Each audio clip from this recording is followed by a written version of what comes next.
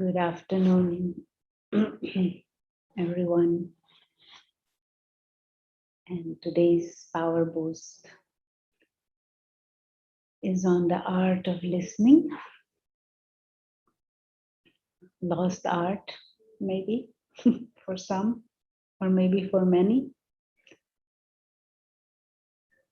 To play the game of life, and to play the game of life well, we need certain arts and certain skills. And the art of listening is one very useful tool and skill, especially when it comes to interaction with others. And but not only we have to learn again to listen to others, also learn to listen to the voice of our own conscience, learn to listen to nature, and learn to listen to the time. If time is calling us to be in a certain way, to act in a certain way, to do certain things or to not do certain things. And we need to learn to develop again this receptivity, this art of listening, listening truly, listening with the heart. Because many times we listen, but we just listen superficially to the words, and we listen for the moment so that we can start talking. Or sometimes we don't listen at all and we just talk through whatever is being communicated to us. But even if we are not talking and being silent, what goes on inside? Are we truly listening with the intention to understand what is being communicated to us through others, through our conscience, through time, through the environment, through maybe even learning to listen again to God? These are all areas where we haven't paid much attention to. Now, what is the reason for this? One thing that is useful to understand is that the ego inside doesn't want to listen to anyone. Ego just wants to talk, and ego just wants to boost itself, and ego just wants to be famous and noticed and the center of all the attention. So ego cannot listen. And many times there's not just one ego. There are different egos inside our own head. And all these egos, they interfere with our listening to what matter, nature, time, others, God is trying to communicate to the soul. And so to silence the chatter of the ego is essential to be able to truly listen, to be at ease with the self as a spiritual being of light, with the role that one acts out, and to truly listen to what another is saying. And there are many filters through which, and there are feelings that are also in that communication mix. And sometimes we think we understand what is being said, but we might not be in touch at all with what someone else is trying to communicate. But the attention, the inner effort should not be to try and change others or make them speak more eloquent, or no, let us tone down the ego inside. Then there will be more concentration here. There will be more receptivity and empathy for the other one. There will be more clarity that the real self is a spiritual being the soul, using the body and playing the part. And what are the dynamics within the soul, trying to communicate. And so when we meet others, there will be that awareness of being a spiritual being playing the part and seeing the other also as a spiritual being, my brother, a soul, playing a part. And whatever is being communicated comes from that state of awareness that one is in, that attitude and that perspective that one holds. So certain things may be communicated, but something else is meant behind. And so this art of listening means you're not just listening to the words, but you're truly capturing what is the state of the being behind the part and responding to that. Of course, with an attitude of service, with the intention to enrich and empower, with the intention to clarify. And then, of course, also listening to the voice of our own conscience. That is a voice that has become corrupted or even killed, maybe. But that deeper knowing inside and a deeper longing for something higher, for something more noble, for something more peaceful. And to listen to that voice, to use our time, to use our mental abilities and capacities to align our consciousness and our actions and our words with what deep inside one knows is right and truthful. And so let us take a few moments to practice this art of listening, listening to spiritual wisdom, listening to the angelic nature, our own higher nature, listening to the voice of truth, listening to spiritual principles. And so as we take these moments to kind of reboot, you could say, reset our thinking and our perspective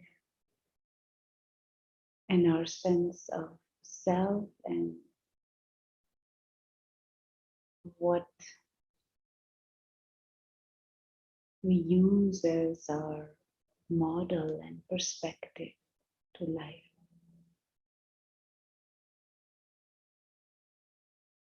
Coming back to essence, that there is a physical dimension and there is a non-physical dimension.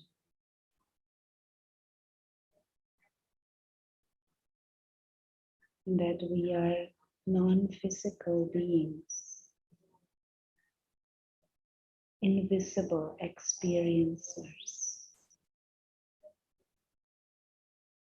And as always, we can use this image of light, tiny star, to indicate this being. The real self is this timeless, bodiless being of consciousness, invisible experiencer, one who is a guest in this body, a guest in this physical world. And the soul doesn't own anything, even this body. We don't own it. It is given to us on loan. So don't identify. So if even this body is not mine, nor the bodily characteristics or the bodily personality, so why create ego based on any of this? No need to get into this excitements, identifications, or arrogance about any of this. The real self is this timeless, immortal, pure, living light.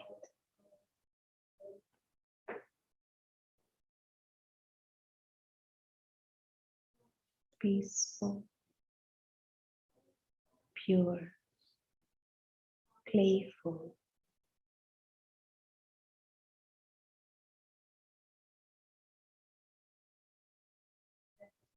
imperishable light.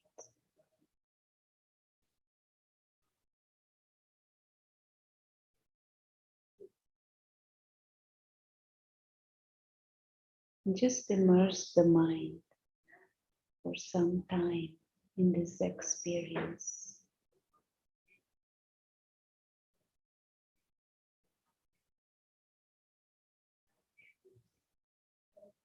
In this awareness of the self as a tiny star,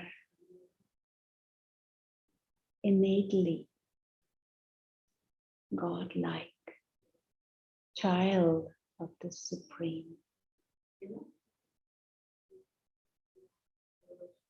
And hold this awareness and see what is the feeling when we see this with conviction, when we see this as obvious. And this living light has come into this physical world to play the game of human life. Different parts are being played out. Different situations, variety of experiences for the soul. But nothing here is mine.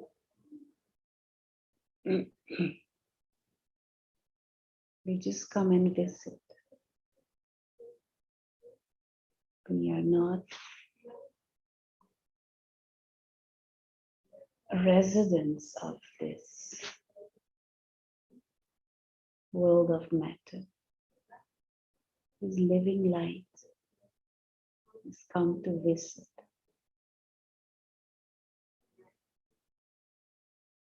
And once there is that emotional freedom, once there is that awareness of completeness and wholeness,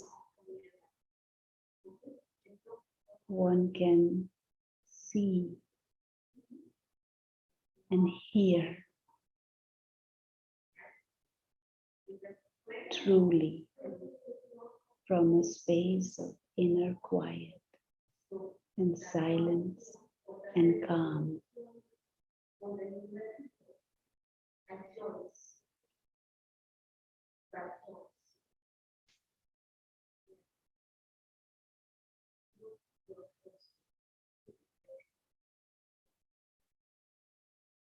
And just hold this stillness and quiet.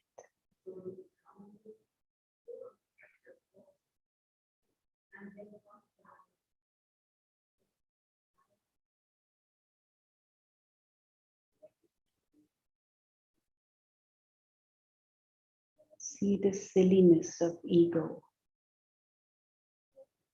See the silliness of bondage. See the silliness of creating an identity and getting into attachment to something that is perishable, something that is temporary. And let us tune in to what is imperishable and timeless. Time is calling us to be aware of what is eternal, to be aware of our own existence at an eternal level, to be aware of God and God's wisdom, and share that with others. That is the real need of the time and the real need of every individual, including self.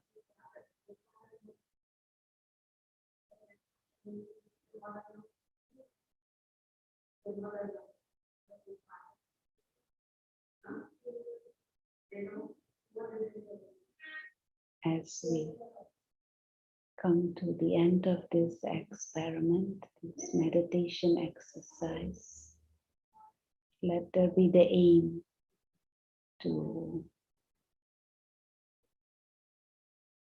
learn to listen to the voice of our own higher nature and restore that.